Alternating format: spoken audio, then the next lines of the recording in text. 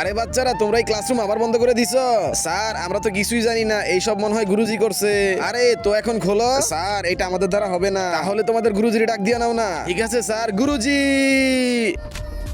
বলজিৎ। আরে গুরুজি, এই সুরক্ষা কবচ সরিয়ে দাও। তো বাচ্চারা, আজকে আমি তোমাদের ম্যাজিকের পরীক্ষা নিব। Okay sir. আরে বাচ্চারা, আমি তো খাঁচার মধ্যে বন্ধ হয়ে গিয়েছি। স্যার, শুধু একা আপনি না, আমাদের গুরুজিও বন্ধ হয়ে গিয়েছে। এখন কি করবো বাচ্চারা? আমি জানি এখান থেকে কিভাবে বাইরে হইতে হবে। তাহলে জলদি বলো না গুরুজি।